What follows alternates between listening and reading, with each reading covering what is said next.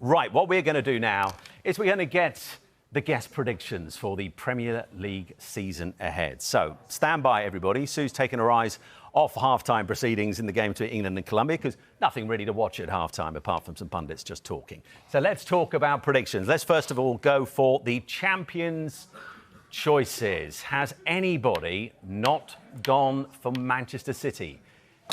And what a surprise. Not a single person has gone elsewhere other than Manchester City. And Sue did last night, did last season, the last few seasons underline why it's impossible to pick them. Yeah, I think so. You know, I think the fact they've won 5 of the last 6 Premier League titles, you know, they've made 2 great signings. I know they've lost a couple of players as well, but they just have so much quality, don't they? And like last night, again, just showed that they can do things differently if they need to. Of course, we know how well that they can play, but if they need to go long and turn defences, they can do that. You've obviously got, you know, Haaland up top that, wow, he's just unreal, isn't he? You know, has one opportunity, takes it. And it's just the strength and depth and the quality and the way that they chased down Arsenal. There was just a calmness about them that, yes, they were a distance, but they still knew and still believed that they could do that. And I just think they're still the team to beat.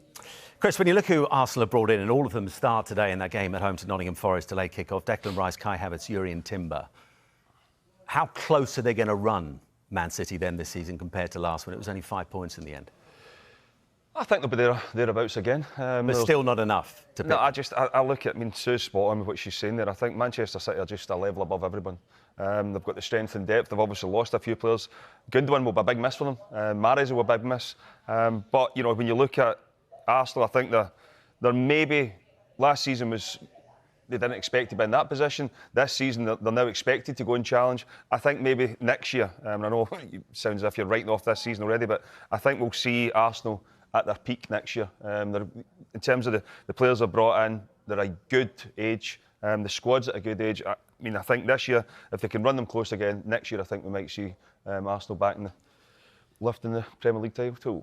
Now, normally we're getting your predictions on a top 4, but we are going to go for your top 5. And this is what the guys have gone through it with. Just to explain why we're saying top 5, it's because Premier League clubs this season will be chasing a 5th Champions League spot for next season, as long as England's European domination continues, all to do with the coefficient, because UEFA's Champions League is going to be extended to 36 teams from 32 for next season. Now, first of all, the thing I'm straight away drawn to is Paul Merson. You are the only one who's gone for Chelsea. Why? Is it a season ticket? Clinton, I've told you not to mumble. What was that? No, I would say, in my opinion, it's because they're not in Europe. They're not in Europe. I think they could click. It's a big advantage. That's why I left Newcastle out. I just think being in Europe next season is a massive thing. What Chelsea a few years back finished well down the league. Following season out of Europe, they won the league. You know, that was my thinking. Michael Dawson, you're going for Manchester United second. Why? I just like what Eric Ten Hag did in the last 12 months. I did, and me and Clint were at an event last night. He said, what had I been talking about? But I believe that he's putting his stamp on the team. 2 finals, winning 1, getting in the Champions League, and I think they'll run Manchester City close. I just think... I think Manchester City will win it. I've said that for long enough. But I think they will improve. I'm a massive fan of Mason Mount. I think he came off it last year at Chelsea. I think his head was turned. But I like them. They're a year under him. His discipline, his desire, his work, everything that I listen to when it comes out and the players, I think he's in charge. And no one expected him to be in the top 4 this time last year when he took over. But he has, so that's why I've put Manchester United to come second. You and Clinton keep mentioning this event last night. Was it a good time? It was the Premier League launch, wasn't it? Oh, so lovely. We were invited, and Jamie Redknapp was there, and Daniel Sturridge, we listened to them, and Melissa. Yeah, it was a good night, wasn't it, Clint? Very good night. Very, very good night. But that's all I'm saying. That's all you say. Good grief. Love Island there? People from Love Island are here? Yeah, that's not... Well, you're not saying anything there. Yeah. We're going to swiftly move on. Let's employ first gear and head towards the relegation zone. Up his wife. That's why I said Let's move on. Mike is laughing away in the referee's position. That's just got hashtag slightly awkward for Clinton Morrison.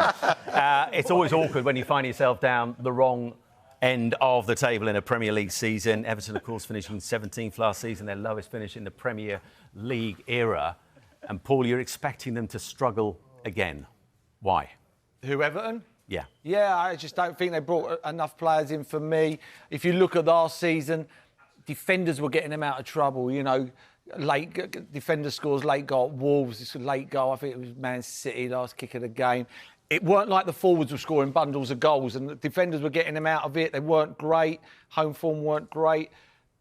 I think the teams at the bottom, like your Wolves, your Everton and teams like that, are taking a big chance. I think the owners of the club are like, you know what, we're going to be better than at least two teams in Sheffield United and Luton, and we'll take our chance. We won't start spending £100 million, giving out 60, 70 grand a week wages. We'll take our chance and come 17th in the league. And I think it's a dangerous game to play. You keep on hanging around the bottom before later you do drop. We see that with Southampton. And I you know, even today's a massive game for Everton. You know, people go, oh, it's 38 games left. You know, it starts now. This is where you get your points. This is a game you would highlight. Fulham at home, we need to get something out of.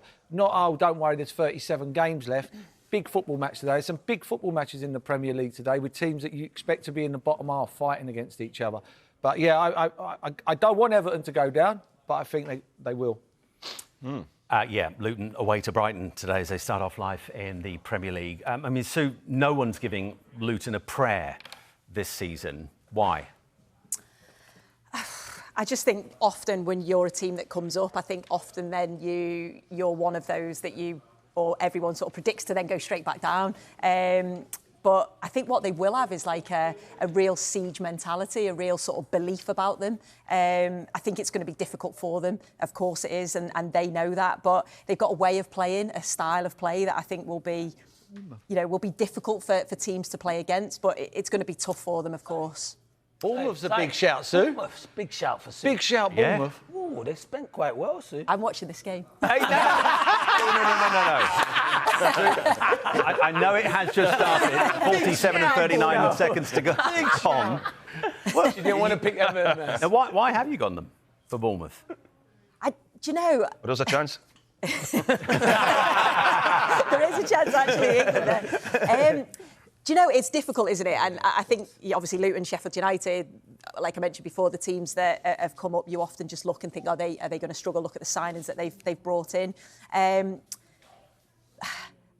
But I just think new manager, new way of playing, new style, how will the players fit into that? I felt a little bit sorry for Gary O'Neill. I know you can say that, OK, the owner's ambitious. He wants a new manager that's going to come in and play a different way of playing. But I thought Gary O'Neill did a really good job. So, yeah, I also do worry about Wolves. So there's a few in there Everton obviously worry about. But, yeah, it was quite a big shout. Don't worry, Back to the game. Sure opinion. Yeah, just quickly, what's happening? Second half, England won, Colombia won. It's an early corner, but England have got a corner. It's Georgia Stanway on the right-hand side. Drills it in and... They did get on the end of it. I think it was Rachel Daly. They've got another corner from that. But Colombia had a really good opportunity from the off. It was Ramirez. Great ball from Santos. She run through. First time shot, but into the side net. And so it was Colombia that actually started the better of the two sides. Still 1-1. And Australia awaiting the winners in that semi-final. Let's have a look at overachievers this season. And this is what the guys have gone for. They've scored. Hang on a bit. We're going to go back to Sue Smith. They've scored. Sue, what's happening? I haven't got it yet. Yeah, no. No, there's nothing. It was from the corner, falls to Kira Walsh on the edge of the box, like chests it down, and then it goes right over the bar. So, yeah, I don't know what the shout was. It must Coventry. Okay. Coventry. Yeah, I think there might be a goal in the game between Coventry and Middlesbrough that's just kicked off in the Championship. News on that to come. But let's have a look at those overachievers, first of all, that the guys have gone for. This is what they've picked. Paul Merson's gone for Luton. Given what we've just been talking about, Paul, what would constitute overachieving for Luton this season? 17th. 10 points. 17th, the manager gets manager of the year, in my opinion, if he gets 17th. Where Luton were, you've got to look at the all-round picture where they were 10 years ago or so. I think they're going to get enough points at home. I don't think teams are going to want to go to Luton, play the way they haven't got a home to play at. No, not at the moment. They will do. It will be built. My only problem is, and it is a big problem, they're starting with a couple of away games. You lose both of them. You know, they go to Brighton. They'll probably get beat today. Then their next away game, I think, is Chelsea. They'll get beat there. Before you know it, you're 2 games, no points. and you're behind the 8 ball. You need to start well. But I think they'll cause problems at home. I think teams will go there and they get the ball forward and they play with a lot of energy. And they're my overachievers, because I think if they finish 17th, I think the manager should be knighted. Let's have a look at underachievers. We've had a quick chat about overachievers this season. This is what we're looking at in terms of underachievers. Clinton, had you selected Tottenham pre or post the Harry Kane sale? I knew he was going, so yeah, I kind of picked it. Listen, everyone knows I support Tottenham, but I think it's going to be a struggle this season. I think it's going to be a struggle massively. We had that talk earlier. When you take 30 goals out of your team, and he creates a lot of things as well. Not just he scores the goals, Harry Kane, it's what he creates for that team.